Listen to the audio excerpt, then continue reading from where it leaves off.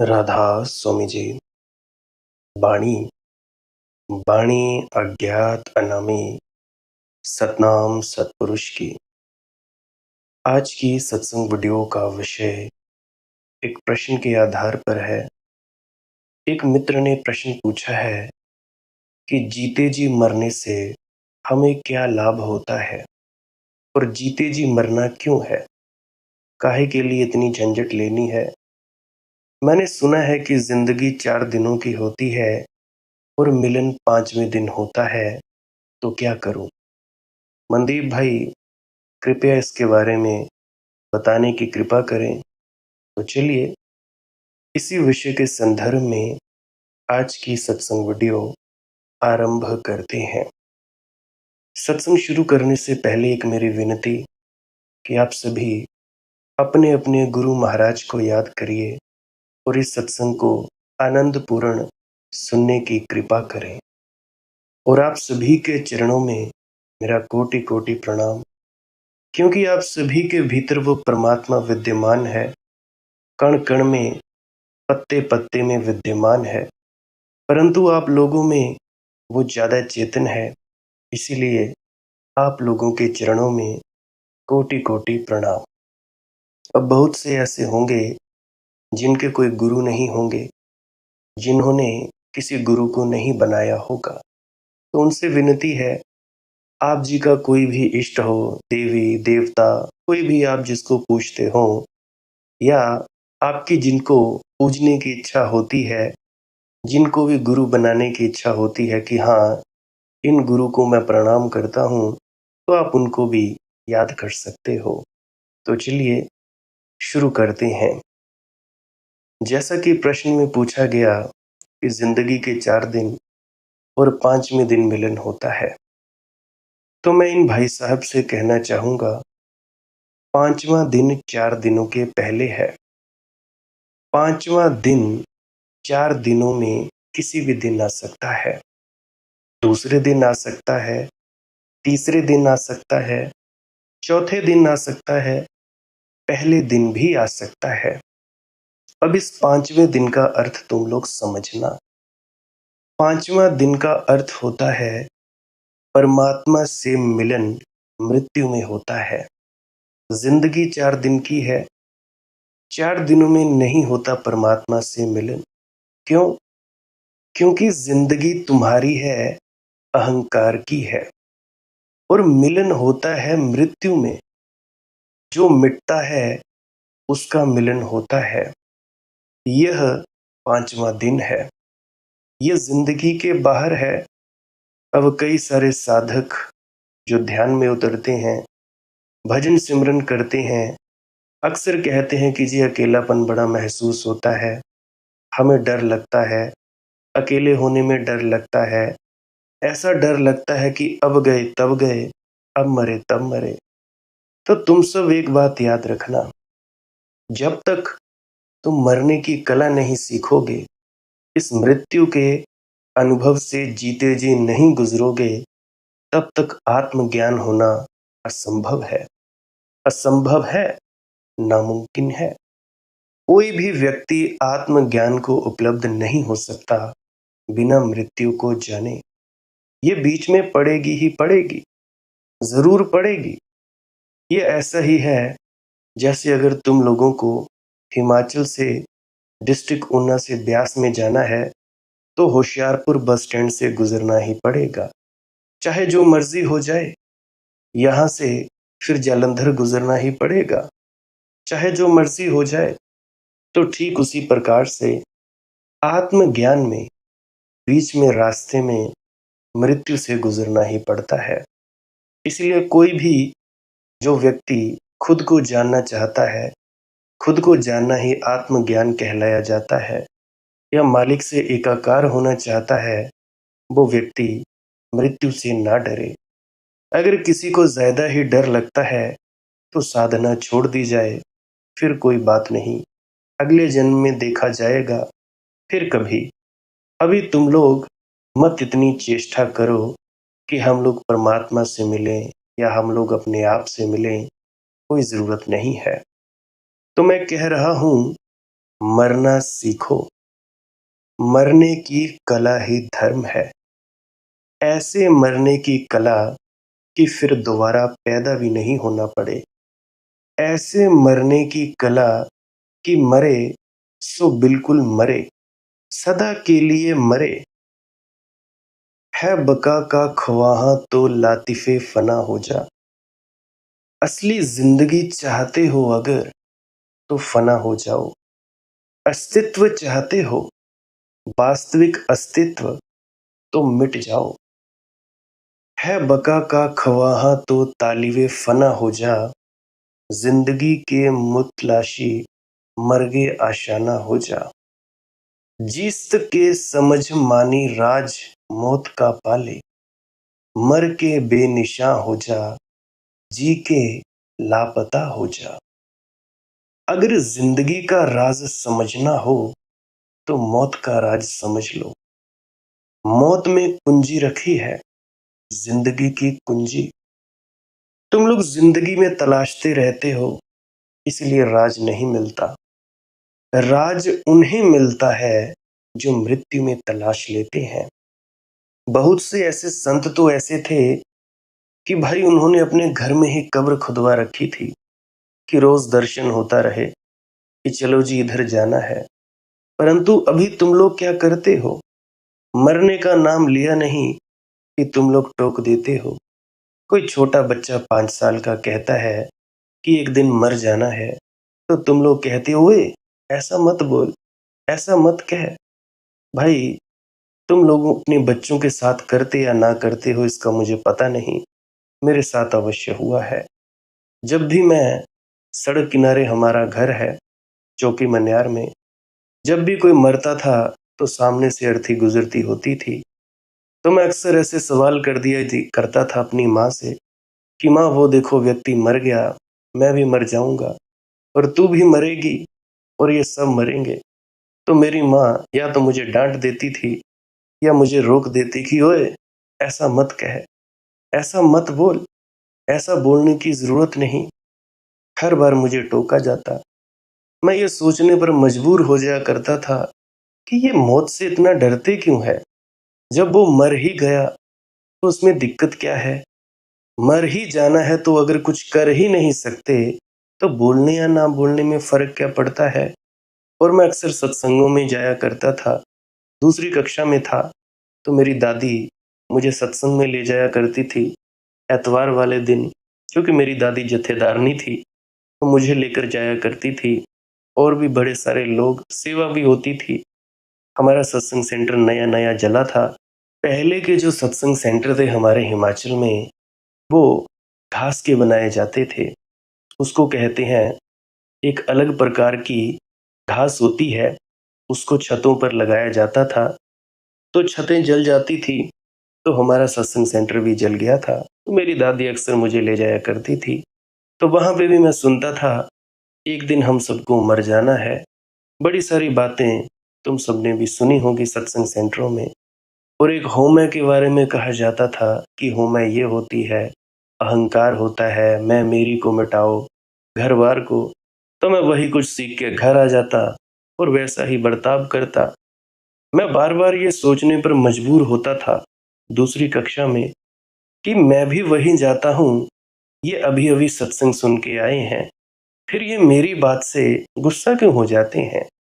आखिर उन्होंने जो सामने बैठी स्त्री होती या पुरुष होता जो सत्संग करता है, उसने भी तो वही बात कही। तब इन्होंने कोई बात नहीं उठाई, आवाज नहीं उठाई कि भाई तुम लोग ऐसा क्यों कह रहे हो। उनको रोका नहीं, मुझे क्यों रोकते हैं? फिर कई दफा मैं बूढ़ों को देखता था। मेरे घर में बूढ़े आते रहते थे, मेरे दादाजी के मित्र। तो मैं देखता उनकी शक्ल को, सफेद बाल। फिर मैं अपनी काल्पनिक दुनिया में चला जाया करता था। सोचता था कि मैं थोड़ा बड़ा होऊंगा, मेरी लंबाई बढ़ेगी और बड़ा हो जाऊंगा। फिर मैं पिताजी समान हो जाऊंगा, दाढ़ी आएगी, मूंछ आएगी। फिर धीरे धीरे बढ़ता बढ़ता मैं बूढ़ा हो जाऊंगा इस व्यक्ति जैसा। फिर उसके बाद क्या? मैं हर वक्त सोचता था इसके बाद क्या? मैं एक दिन मर जाऊंगा। तो ये बातें मेरे जहन में जाती रहती थी। तो मैं कहता हूँ, राज उन्हें मिलता है जो मृत्यु में तलाश लेते हैं। तुमने कहानियां सुनी है ना पुरानी? बच्चों की कहानियों में अब भी ऐसा आता है कि कोई राजा है, उसने अपने को बचाने के लिए अपनी जिंदगी एक तोते में रख दी है, अपनी आत्मा एक तोते में रख दी है। मुझे भी बात याद आती है अपनी कक्षा की, तीसरी चौथी में मैं पढ़ता था। तो मेरे जो मित्र थे क्लास में, तो वो अक्सर रेसलिंग की बातें किया करते थे। ये जो कुश्ती होती है WWE की, रेसलिंग की बातें किया करते थे। तो एक मेरा मित्र अक्सर कहा करता था कि मनदीप, अंडरटेकर कभी मरता नहीं। हम बच्चे, हमें क्या पता कि कोई मरता है या नहीं मरता, हम भी ऐसे ही मान लेते। तो वो कहता कि उसने अपनी जान एक बोतल में फूंक कर रख दी है कि अगर उस बोतल को फाड़ दिया जाए तो अंडरटेकर मर जाएगा। और ऐसा ही अक्सर दिखाया जाता है। परंतु अब मैं जब रेसलिंग देखता हूँ, तब मुझे पता लगता है कि ये सब झूठ है। झूठ मूठ की कुश्ती, झूठ मूठ की लड़ाई, लोगों को मूर्ख बनाने के लिए, मनोरंजन। तो ऐसे ही वो कहानी कि एक राजा अपनी जान बचाने के लिए अपनी जान को एक तोते में रख देता है। अब तुम राजा को कितना ही मारो, मार ना पाओगे, क्योंकि उसकी जिंदगी तोते में है। तोते को मरोड़ दो, तोते की गर्दन मरोड़ दो, राजा मर जाएगा। ये कहानियां बड़ी अर्थपूर्ण हैं। ये बच्चों की कहानियां हैं, बूढ़े भी इनको समझते नहीं। इसका मतलब ये हुआ कि जहां तुम्हें जिंदगी दिखाई पड़ती है, वहां जिंदगी नहीं है। जिंदगी का राज कहीं और छिपा है। तुम सोच भी नहीं सकते, वहां छिपा है। छिपती ही चीजें ऐसी जगह हैं जहां तुम सोच ना सको। इसीलिए जो होशियार हैं, वे चीजें ऐसी जगह छिपाते हैं जहां सोची ना जा सके। जैसे समझो तुम्हारे पास हीरा है और तुम्हारे घर में जो कूड़ा करकट है, उसमें तुम छिपा दो, कोई चोर उसे न चुरा सकेगा। कूड़ा करकट में कोई हीरा छिपाता है, खोजेगा तिजोरी में, खोजेगा जहां बड़े ताले लटके होंगे, खोदेगा जमीन, वहां खोजेगा। कोई सोच भी नहीं सकता कि हीरे जो है, वह बाहर जो बाल्टी रखी है, जिसमें घर का कूड़ा करकट फेंका जाता है, उसमें छिपा होगा। जिंदगी का राज मौत में छिपा है। कोई सोच भी नहीं सकता, मौत तो जिंदगी से उलटी है। जिंदगी का राज वहां क्यों होगा? जीस्त के समझ मानी राज मौत का पाले, मर के बेनिशा हो जा, जी के लापता हो जा। इस ढंग से जियो कि तुम्हारा पता खो जाए, इस ढंग से मरो कि तुम्हारा निशान भी ना रह जाए। जैसे मुर्दा होता है, अगर कोई व्यक्ति मर गया होता है, तो उसको चाहे कोई जो कुछ भी मर्जी कहे, कोई उसे फर्क नहीं पड़ता। ना वो प्रतिक्रिया देता है, ना उसे लालच उठता है, ना काम, ना क्रोध, ना मोह, ना अहंकार उठता है। ऐसे ही तुम लोग जियो, तभी बात बनेगी। अगर ऐसे नहीं जियोगे, तब बात की बेबात भी नहीं होगी। एक ही उपाय है, पांचवा दिन। 4 दिन जिंदगी के, ये जिंदगी के 4 दिन ऐसे ही बीत जाते हैं। दो आरजू में, दो इंतजार में, दो मांगने में, दो प्रतीक्षा करने में, कुछ हाथ कभी लगता नहीं। पांचवा दिन ही असली दिन है। जब भी तुम्हें समझ आ गई इस बात की कि मेरा होना ही मेरे होने में अड़चन है, क्योंकि मेरे होने का मतलब है कि मैं परमात्मा से अलग हूँ। मेरे होने का मतलब है कि मैं इस विराट से अलग हूँ। मेरे होने का मतलब है कि मैं एक नहीं, संयुक्त नहीं, इस परिपूर्ण के साथ एक रस नहीं हूँ। यही तो अड़चन है, यही दुख है, यही नरक है। दीवार हट जाए, ये मेरे होने का भाव खो जाए। मृत्यु। अब मृत्यु का अर्थ ये नहीं कि तुम जाकर गर्दन काट लो अपनी। मृत्यु का ये अर्थ नहीं कि जाकर जहर पी लो। मृत्यु का अर्थ है अहंकार काट दो अपना। मैं हूं, तुझसे अलग हूं, ये बात भूल जाए। मैं हूं तुझ में, मैं हूं ऐसे ही तुझमें जैसे लहर सागर में। लहर सागर से अलग नहीं हो सकती। कितनी ही छलांग ले और कितनी ही ऊंची उठे, जहाजों को डुबाने वाली हो जाए, पहाड़ों को डुबा दे, लेकिन लहर सागर से अलग नहीं हो सकती। लहर सागर में है, सागर की है और सागर ही है। लहर सागर तो नहीं है, परंतु लहर सागर की है। ऐसे ही तुम हो, विराट चैतन्य की सागर की एक छोटी सी लहर, एक किरण। अपने को अलग मानते हो, वहीं अड़चन शुरू हो जाती है। वहीं से परमात्मा और तुम्हारे बीच संघर्ष शुरू हो जाता है। और उससे लड़कर क्या तुम जीतोगे? कैसे जीतोगे? क्षुद्र विराट से कैसे जीतेगा? अंश अंशी से कैसे जीतेगा? लहर सागर से लड़कर कैसे जीतेगी? कितनी ही बड़ी हो, सागर के समक्ष तो बड़ी छोटी है। ये भाव तुम्हारा चला जाए, उसका नाम मृत्यु, उसका नाम जीते जी मरना। मैं सागर की लहर हूं, सागर मुझ में, मैं सागर में। मेरा अलग थलग होना नहीं है। और उसी क्षण तुम पाओगे, 5वां दिन घट गया। फिर भी तुम जी सकते हो। बुद्ध का 5वां दिन घटा, फिर 40 साल और जिए, मगर वह जिंदगी फिर और थी। कुछ गुण धर्म और था उस जिंदगी का, उस जिंदगी का रस और था, उत्सव और था। फिर सच में जिए। उसके पहले जिंदगी क्या जिंदगी थी? कोई जिंदगी नहीं थी। बुद्ध अपने शिष्यों को कहते थे, तुम अपनी जिंदगी उसी दिन में गिनना जिस दिन से सन्यास लो, उसके पहले की जिंदगी मत गिनना। अब जैसे बाबा सावन सिंह जी थे, बड़े ही तर्कशील व्यक्ति, बहुत ही ज्यादा किताबें पढ़ी उन्होंने, अलग अलग जगह खोज करी, परंतु फिर भी असल बात मिली नहीं। तो एक दिन 5वां दिन घट गया, बाबा जयमल सिंह जी की कृपा दृष्टि के अनुसार, और घटा। फिर वो जिए, 30-40 साल जिए। उसके बाद जगत बहादुर जी, उसके बाद महाराज चरण सिंह जी, अगर मैं राधा स्वामी बत की बात कहूं, जिए। 5वां दिन घटा, मौत घटी, फिर भी जिए। और अब बाबा गुरिंदर सिंह जी 30-40 साल से तो बोल ही रहे हैं, जी ही रहे हैं। उसके पहले मृत्यु घटी। अपने गुरु की कृपा हुई, परंतु अब का जीना कुछ और तरह से जीना है, बड़े ही अलग ढंग से जीना है। तो मैं कह रहा था कि कभी कभी बड़ी अनूठी घटना घटती थी। उस समय का एक बड़ा सम्राट, महात्मा बुद्ध के समय का, प्रसेनजीत बुद्ध के दर्शन को आया। मैं पास ही बैठा था। तभी एक भिक्षु आया, जिसकी उम्र होगी कोई 75 वर्ष, बूढ़ा आदमी। उसने झुककर महात्मा बुद्ध को नमस्कार किया। बुद्ध ने पूछा, भिक्षु, वे अक्सर पूछते थे, अक्सर क्या निरंतर ही, जो आता उसी से पूछते थे, भिक्षु बता, तेरी उम्र कितनी है? उस बूढ़े भिक्षु ने कहा, 4 वर्ष प्रभु। प्रसेनजीत तो बड़ा हैरान हुआ। उसने कहा, हद हो गई भाई, 4 वर्ष? 2-4 वर्ष कम ज्यादा कहे तो समझ में आ जाए। 75 का दिखता है ये बूढ़ा, 70 का होगा, 65 का होगा कि 80 का होगा, मगर 75 साल का दिखने वाला आदमी 4 साल का। सोचता कि शायद ठीक से नहीं सुन पाया।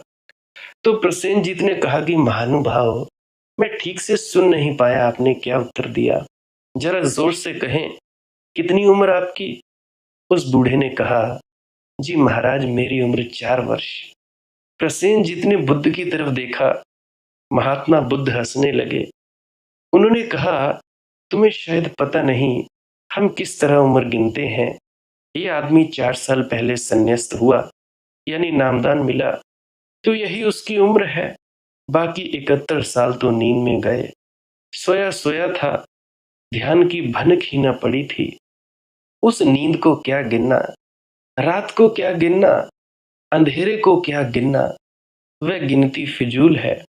इसलिए हम उस दिन से गिनते हैं जिस दिन से व्यक्ति ध्यान में उतरा, जिस दिन से व्यक्ति श्रोतापन्न हुआ, जिस दिन से उसने सत्य को खोजने की तलाश में पहला कदम उठाया, उस दिन से हम उम्र गिनते हैं।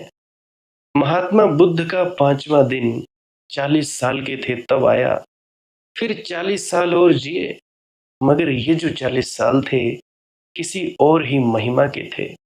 इनकी गरिमा और ये परमात्मामय, ये भगवत्ता पूर्ण, इनमें क्षुद्रता न रही, फिर सीमा न रही, फिर 40 साल तक लहर की तरह जिए, फिर 5वां दिन आ गया और फिर शेष 40 साल सागर की तरह जिए।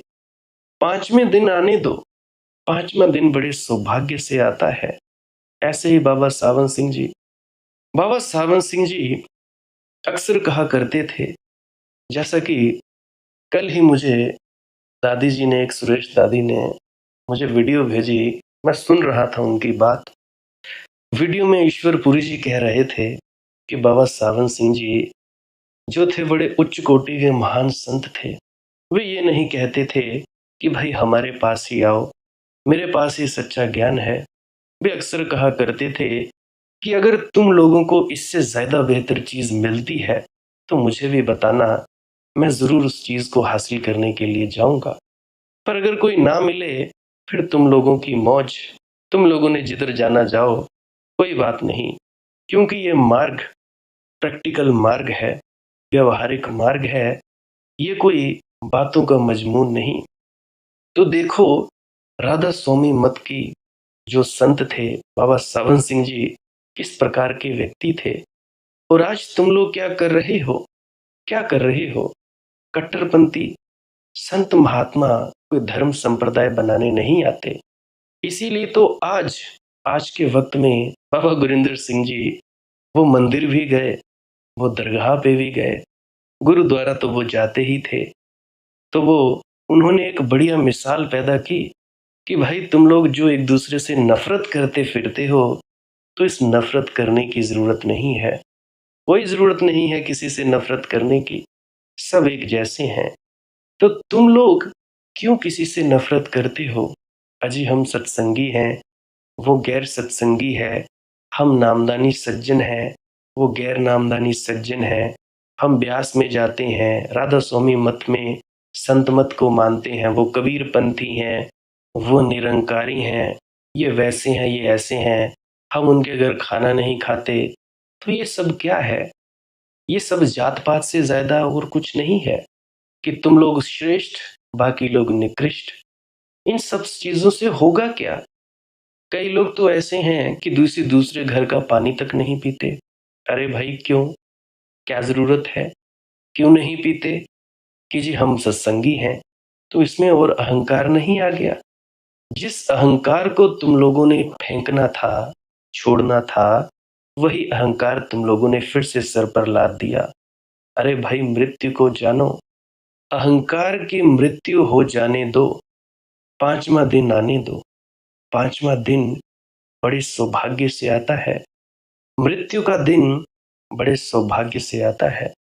और जिस दिन तुम लोग खुद को जानोगे, जान लोगे कि हम कौन है, उस दिन तुम्हारे सब ये इच्छाएं, तृष्णाएं, बैर, विरोध, अहंकार, द्वेष सब मिट जाएंगे। आत्मज्ञान होने से पहले तुम जिन लोगों को मारना चाहते थे, आत्मज्ञान होने के बाद तुम लोगों को पता चलेगा ये माजरा क्या है, ये खेल क्या है, कौन सा खेल चल रहा है इस धरती पर। इसी धरती पर ही नहीं, अनंत अनंत ब्रह्मांड में, अनंत अनंत धरतियों पर ये सब खेल चल रहा है और कुछ भी नहीं है। कई कहते हैं कि जी परमात्मा बचाता क्यों नहीं किसी को, ये पाप क्यों हो रहे हैं, पुण्य क्यों हो रहे हैं, रेप क्यों हो रहे हैं, मर्डर क्यों हो रहे हैं। अगर मैं सच्ची सच्ची बात कहूं तो ये सब कुछ भी नहीं हो रहा है। सब भ्रम, सब भ्रांति। तुम सब एक बड़े सपने में हो। सपना जब तुम खुलेगा, तुम्हारा आंख जब तुम लोगों की खुलेगी, तब तुम लोगों को पता चलेगा कि ओ हो, ये तो एक बड़ा सपना था। और फिर जब तुम इस जिंदगी को जियोगे, फिर तुम जैसे पहले जिया करते थे, पहले की तरह नहीं जी पाओगे। जिन लोगों से तुम नफरत करते थे, दोबारा नफरत न कर पाओगे। तुम लोग लालची थे, लालच भी ना कर पाओगे तो ये फायदा होता है मृत्यु का, 5वें दिन का। एक और प्रश्न पूछा गया है एक मित्र द्वारा कि परमात्मा कहाँ है और मैं उसे कहाँ खोजूं? देखो मेरे मित्र, मुझे एक बात बताओ, परमात्मा कहाँ नहीं है? तुम कहाँ हो जो उसे खोजोगे? ठीक प्रश्न ये होगा। तुमने एक बात तो मान ही ली कि मैं हूं, वही भूल हो रही है। उसी भूल के कारण दूसरी भूल हो रही है कि परमात्मा कहाँ है। जब तुम हो तो परमात्मा नहीं हो सकता। तुम लोगों ने कभी बच्चों की किताब में चित्र देखे, वो बदलने वाले, कि एक जवान स्त्री का चित्र होता है, गौर से देखते रहो तो थोड़ी देर बाद में वह बूढ़ी का चित्र हो जाता है, फिर गौर से देखते रहो तो फिर जवान स्त्री का चित्र हो जाता है। ऐसे ही आजकल बाबा जी महाराज की भी फोटो आ रही हैं, हल्का सा इधर हो तो बदल जाते हैं, प्रणाम करते दिखते हैं, हल्का सा दूसरी तरफ हो तो फिर से नॉर्मल। तो तुम लोगों ने कभी विचार किया, वे ही रेखाएं जो जवान स्त्री का चेहरा बनाती हैं, वे ही रेखाएं थोड़ा घूम फिर कर बूढ़ी स्त्री का चेहरा बनाती हैं। दोनों एक दूसरे में छिपे हैं। जब तुमने पहली दफा देखा, हो सकता है बूढ़ी दिखाई पड़ी। जब तक तुम्हें बूढ़ी दिखाई पड़ती रहेगी तब तक जवान नहीं दिखाई पड़ेगी। ख्याल रखना। इसको कुछ कहते हैं, जो ये पिक्चर्स चेंज होती हैं, मुझे याद नहीं आ रहा। कोई बात नहीं, याद आ जाए तो भी मैं बोलूंगा। तो अगर तुम लोग देखते रहो तो आंखें ज्यादा देर किसी एक चीज पर थिर नहीं रह सकती। आंखों का स्वभाव चंचल है। तो जब तक तुम बूढ़ी को देखते रहे, थोड़ी देर में आंखें उब जाती हैं। अब बूढ़ी को नहीं देखना चाहती, अब नए की तलाश शुरू होती है। आंखें चंचल हैं। उस नई तलाश में अचानक तुम पाते हो, अरे ये रेखाएं तो एक जवान चेहरा बना रही हैं। फिर जवान स्त्री दिखाई पड़ने लगती है। जब तुम्हें जवान स्त्री दिखाई पड़ने लगेगी तब तुम ये मत सोचना कि तुम्हें बूढ़ी दिखाई पड़ती रहेगी। दो में से कोई एक सा दिखाई पड़ सकता है। हालांकि तुमने बूढ़ी भी देखी है, ऐसा भी नहीं कि तुमने ना देखी हो। पहली दफा जब देखा था तब तक तुम्हें पता नहीं था कि दो छिपे हैं। अब तो तुम्हें पता है। तुमने बूढ़ी भी देख ली, तुमने जवान भी देख ली। अब तुम दोनों को एक साथ देखने की कोशिश करना और तुम मुश्किल में पड़ जाओगे। उस छोटे से चित्र में तुम दोनों को एक साथ कभी न देख पाओगे। एक ही देखा जा सकता है, क्योंकि वे ही रेखाएं जो जवान को बनाती हैं, वे ही रेखाएं बूढ़ी को बनाती हैं। अगर उन रेखाओं की एक व्याख्या दिखाई पड़ रही है जवान, तो दूसरी व्याख्या कैसे दिखाई पड़ेगी? दूसरी व्याख्या दिखाई पड़ी कि पहली व्याख्या खो जाएगी। और ऐसी ही दशा है इस अस्तित्व की। जब तक तुम हो, परमात्मा नहीं। जब परमात्मा है, तुम नहीं।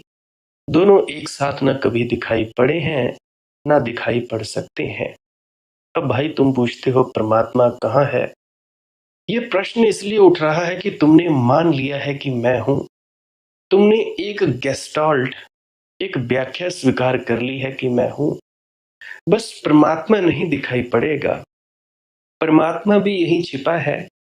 जो तुम लोग अपने वृक्षों को देखते हो अपने आसपास, इन्हीं मनुष्यों की रेखाओं में, पेड़ पौधों, पशु पक्षियों, आकाश चांद तारों में परमात्मा भी यहीं छिपा है। लेकिन तुमने अहंकार को खोज लिया है।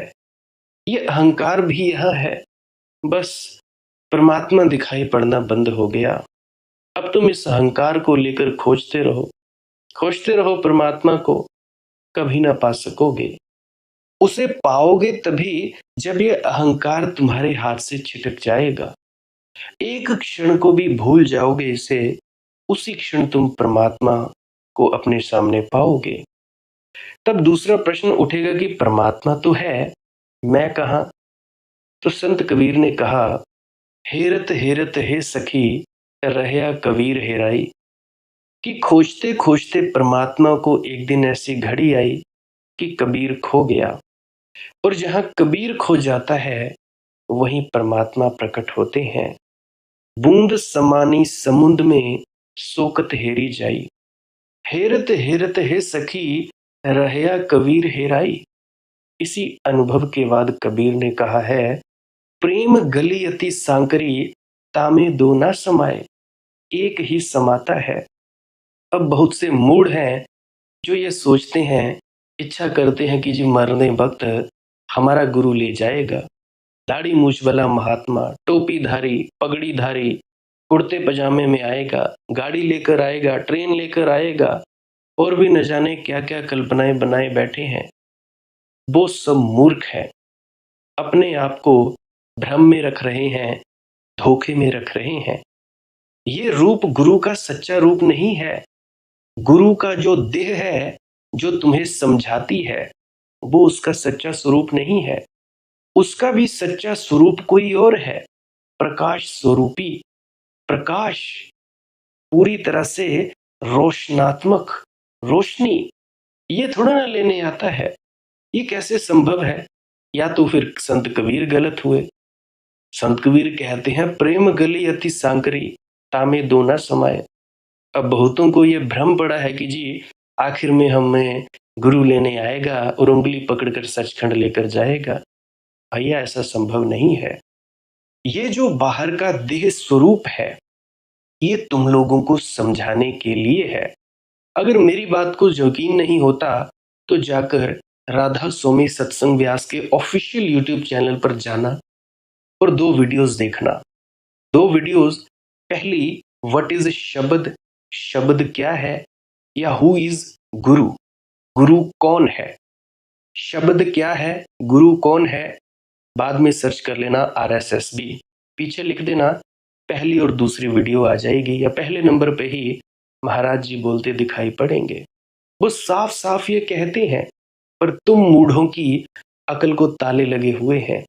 अकल तुम लोगों की खुलती नहीं कि बाबा जी महाराज क्या फरमाते हैं। पुराने संत महात्मा आए, रुके, समझाते समझाते थक गए और चूल्हा छोड़ गए, पर तुम कम अकलों के सर पर जूं नहीं रेंगती।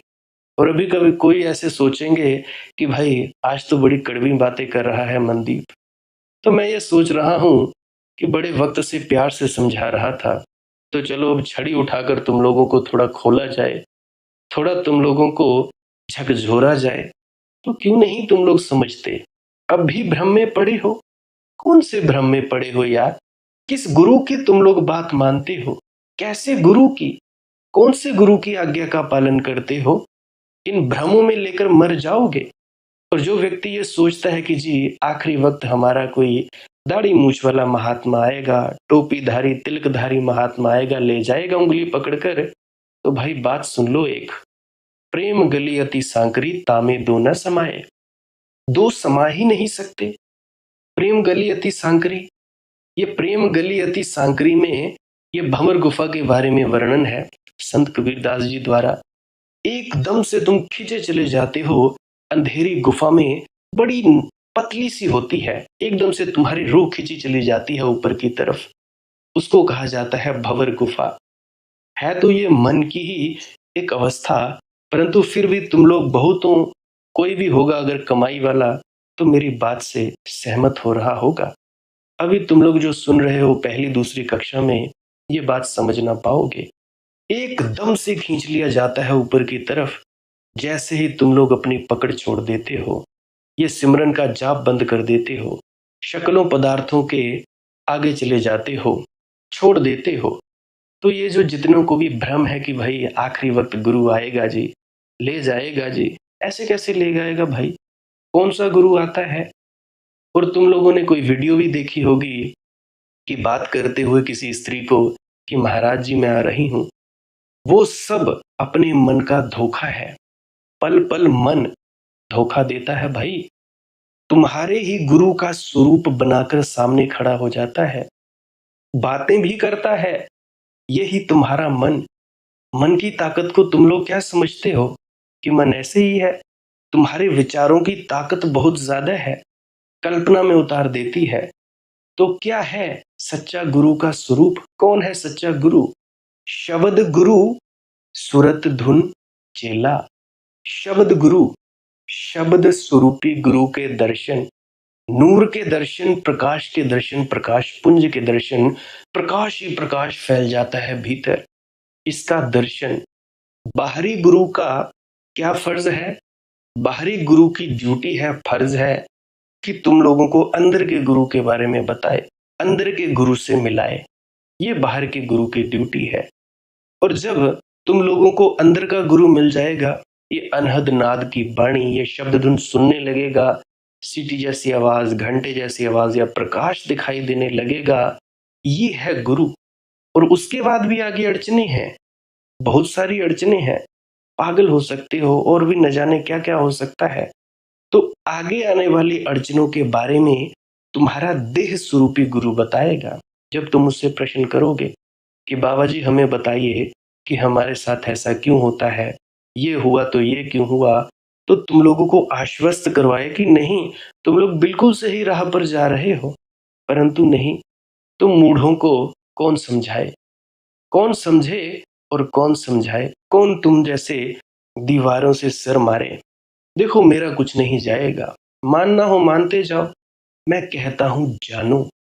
माना कि गुरु लेने आता है, कौन सा गुरु? प्रकाश स्वरूपी गुरु। कई दफा पुराने सत्संगों में कह चुका हूं, परंतु फिर भी अब भी वही वही भ्रम। काहे को तुम लोग पाले रखे हो भैया भ्रम ये वाले? क्या जरूरत है? क्या तुम लोग ये जानते नहीं कि मन कई शक्लें और पदार्थें पैदा कर देता है, स्वप्न पैदा कर देता है? अगर तुम लोगों की आंखों के सामने कोई भी किसी भी प्रकार की शक्ल दिखाई दे रही है, कोई भी किसी भी प्रकार का नजारा, वृक्ष, पहाड़, कोई बगुले, कोई सरोवर, कोई कुछ, याद रखना ये सत्य नहीं है। ये मन के ही बनाए गए रूप हैं। मन, मन की बात कह रहा हूं। पिंड अंड ब्रह्मांड, ब्रह्मांड की बात कुछ और है। ये तुम्हारा मन कल्पना पैदा करता है। और काल क्या है? मृत्यु, मृत्यु खा जाती है। मन भी काल है। और क्या है? तो भाई तुम सब भ्रम में मत पड़ो। बाबा जी महाराज जी का यही कथन है। कुदरती मुझे वीडियोस मिल जाया करती हैं मालिक की मौज से, कि ताकि तुम लोगों की ये जो बंद पड़ी खोपड़ी है यह खुल सके। पता नहीं कौन से भ्रमों में पड़े हो कि भाई हमें ये लेने आएंगे, वो लेने आएंगे, जहाज में आएंगे, नाम का जहाज है जी। अरे कौन सा जहाज? कौन सी मूर्खता में तुम लोग पड़े हो? अब कई होंगे जो मेरे से दुखी हो जाएंगे, नाराज हो जाएंगे, यार ये बेवकूफ पंदीप क्या कह रहा है। देखो भाई, सुन लेना video, what is Guru, what is शब्द। यूट्यूब पे पड़ी है वीडियो, उनके खुद के मुख से सुन लेना। वो ये कहते हैं कि दर्शन किसका होगा? देह स्वरूपी नहीं, शब्द स्वरूपी। और जो लेने आता है वो शब्द स्वरूपी गुरु है, ना कि देह स्वरूपी। शब्द स्वरूपी, शब्द शब्द से जाए मिलाए, शब्द कर्म की रेख कटाए, शब्द गुरु सुरत धुन चेला। परंतु तुम लोग बाहर के शरीर से, देह से चिपट जाते हो। हालांकि देहधारी गुरु भी तुम लोगों को बार बार कह कहकर थक जाता है कि इस देह की जो ज्यादा से ज्यादा पहुंच है वो शमशान घाट तक है। ये देह गुरु नहीं हो सकती और ना ही देह शिष्य हो सकता है। ना तो देह में इतनी औकात है कि वो शिष्य बन सके, और ना ही देह में इतनी औकात है कि वो गुरु बन सके। तो असली गुरु कौन? शब्द। शब्द सुरती का मिलन, यानी अपने आपे से एकाकार हो जाना। ये जो शब्द धुन है, जिधर से आ रही है, जहां से इसका उद्गम स्थल है, उस उद्गम स्थल तक पहुंच जाना ही सचखंड में पहुंच जाना है। सचखंड वसे निरंकार, निराकार, निराकार सचखंड वसे। अभी आकार धारण किया है। पहले तुम लोग खुद में खोजो, अपने भीतर खोजो कि परमात्मा है। परमात्मा कहाँ है? मैं तुम लोगों से पूछता हूं कि भाई परमात्मा कहाँ नहीं है। मैं तुमसे ये पूछना चाहता हूं कि तुम कहाँ हो, उसी खोज में लगो। रमण महर्षि कहते थे, एक ही पूछो प्रश्न, मैं कौन हूं, बस इसी को खोजते चले जाओ। अनेक लोग जो रमन को मानते हैं वे सोचते हैं ये प्रश्न पूछने से कि मैं कौन हूँ, एक दिन पता चल जाएगा मैं कौन हूँ। उन्हें पता ही नहीं कि रमन का मतलब क्या है। मैं कौन हूँ, पूछते पूछते पूछते, खोदते खोदते एक दिन तुम्हें पता चलेगा मैं हूं ही नहीं। और जिस क्षण तुम्हें पता चलेगा मैं हूं ही नहीं, उसी क्षण पता चल जाएगा कि परमात्मा कहाँ है, परमात्मा क्या है। छीलते जाओ अपने अहंकार की प्याज को, एक परत आई, नई परत आ जाती है, दूसरी परत निकाली, फिर एक तीसरी परत आ जाती है। छीलते जाओ अहंकार की प्याज को, एक दिन शून्य हाथ में रह जाएगा। ऐसे ही पूछते चले जाओ मैं कौन हूं। शरीर, शरीर तो नहीं हो सकता, क्योंकि शरीर में दर्द होता है, मुझे पता चलता है। शरीर कभी जवान होता है, कभी बूढ़ा होता है। मैं ना तो कभी जवान होता ना बूढ़ा होता, मैं शरीर में भीतर छुपा हूं, शरीर तो नहीं। एक प्याज की परत छिल गई। पूछो, क्या मैं मन हूं, क्या मैं विचार हूं? कैसे हो सकता हूं मैं विचार, क्योंकि विचार मेरे सामने घूमते हैं। अगर तुम लोग कोई फिल्म देखने लगो तो तुम फिल्म तो नहीं हो सकते, क्योंकि फिल्म तुम्हारी आंख के सामने चलती है, मोबाइल फोन पर या सिनेमा घर के पर्दे पर। तुम दर्शक हो, दृष्टा हो, और मन के पर्दे पर फिल्म चलती है, विचारों की फिल्म। अनंत अनंत विचार चलते हैं, मैं विचार तो नहीं हो सकता। दूसरी परत निकल गई। उसके बाद, क्या मैं भाव हूं, क्या मैं हृदय हूं, भावना हूं? नहीं हो सकता। जब क्रोध उठता है तब तुम जानते क्रोध उठ रहा है, जब प्रेम उठता है तब तुम जानते प्रेम उठता है। तुम देखने वाले हो, तुम ज्ञाता हो, साक्षी हो, ये भी मैं नहीं हूं। ऐसे परत दर परत प्याज के छिलके निकालते ही चले जाओ और निकलते ही चले जाते हैं। एक दिन अचानक तुम पाते हो सारी परतें निकल गई, हाथ में शून्य रह गया, मैं हूं ही नहीं। जिस दिन ये घटता है कि मैं हूं ही नहीं, मैं शून्य हूं, इसको महात्मा बुद्ध ने कहा अनत्ता, अनात्मा, मैं हूं ही नहीं। जिस क्षण ये घटा उसी क्षण चित्र बदल जाता है, गेस्टाल्ट बदल जाता है। अचानक दिखाई पड़ता है सब तरफ परमात्मा है, कण कण में परमात्मा है, क्षण क्षण में परमात्मा है। लेकिन तुम्हारा प्रश्न भी मैं टालना नहीं चाहता मित्र।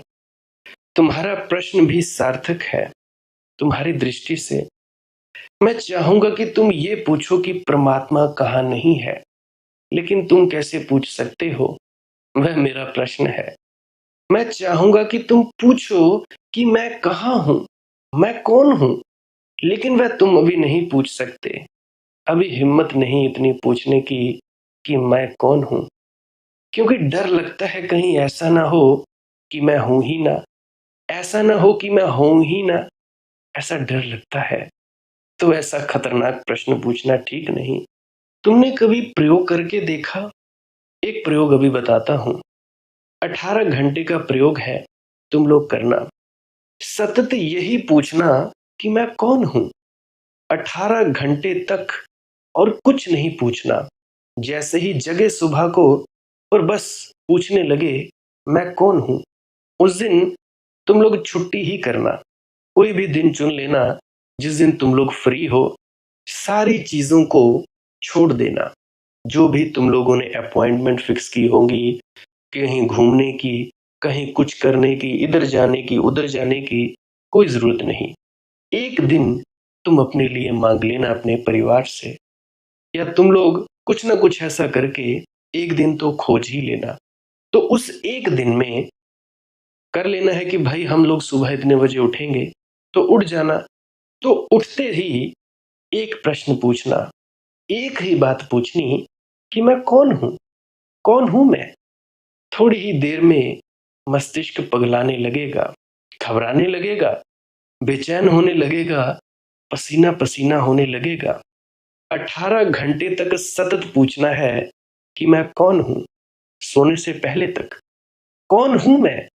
3-4 घंटे के बाद तुम पाओगे कि खोपड़ी घूमी जा रही है, 6-7 घंटों के बाद तुम पाओगे कि सारा संसार घूम रहा है।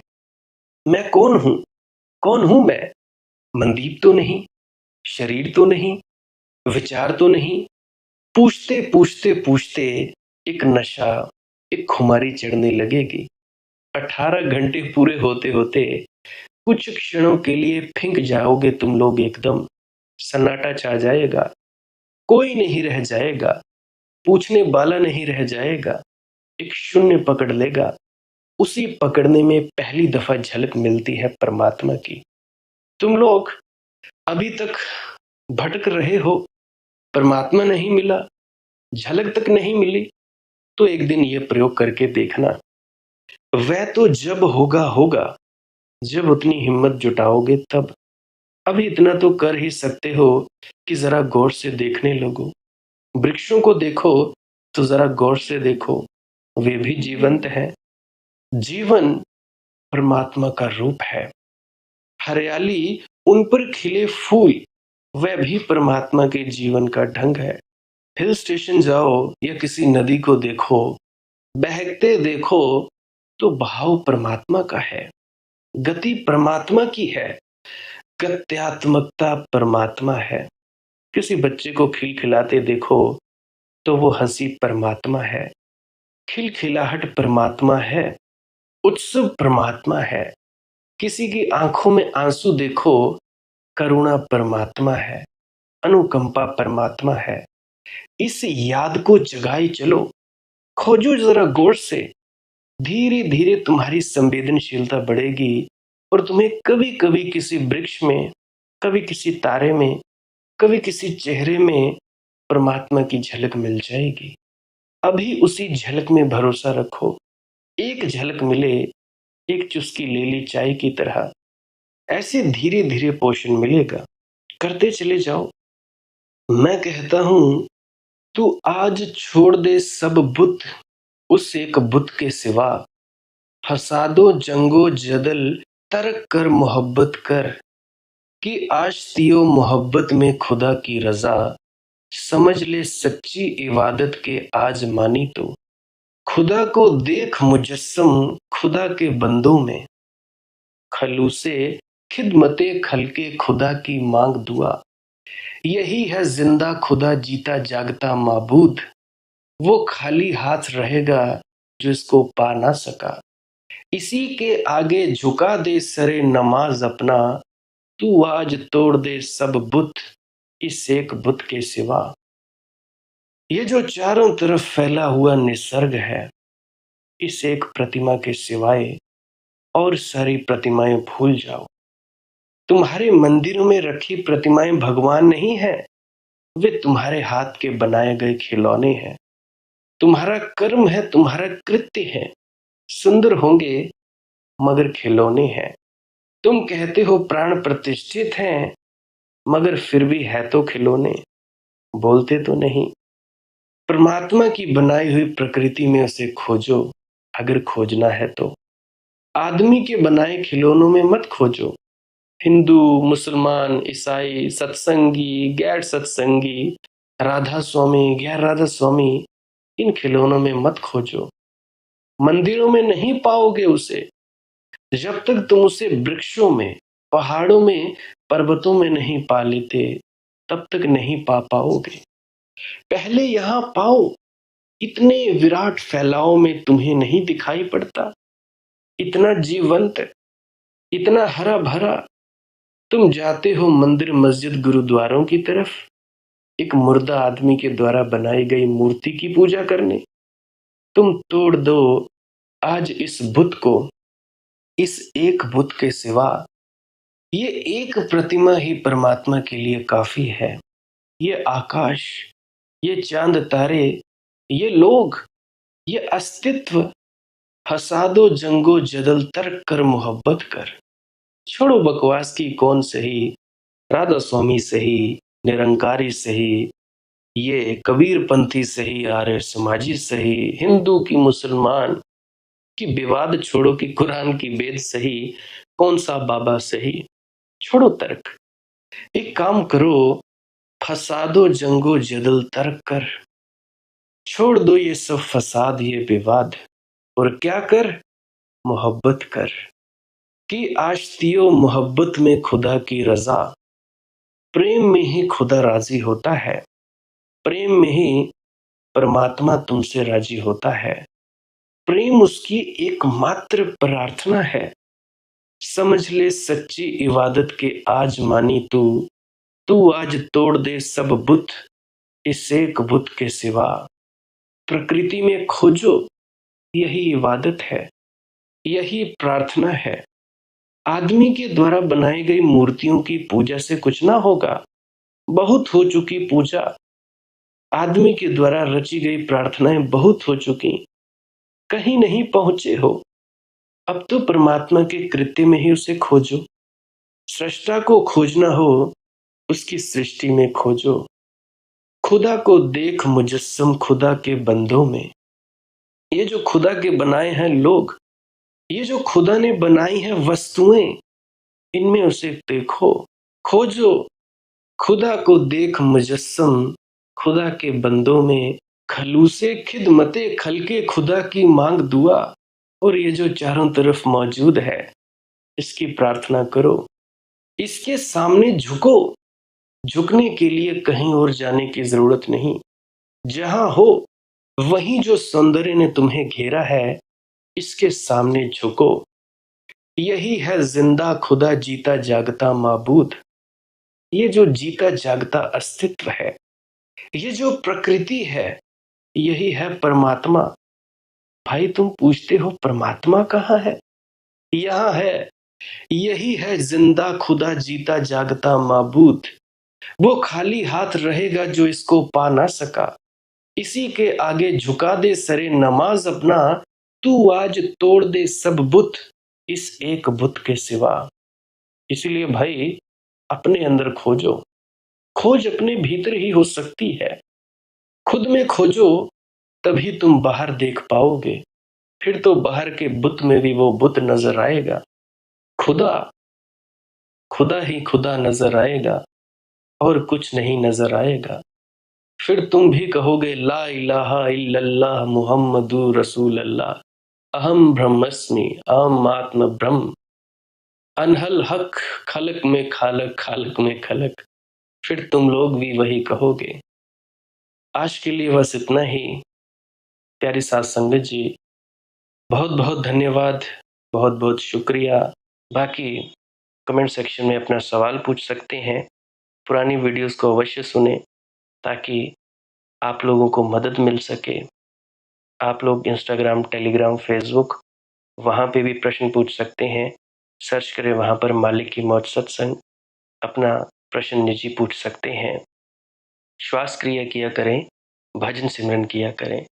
भजन सिमरन के दो अंग हैं। पहला अंग है सिमरन करना, ताकि एकाग्रता मिल सके, और दूसरा अंग शब्द धुन सुनना या ध्यान में बैठना, भजन में बैठना।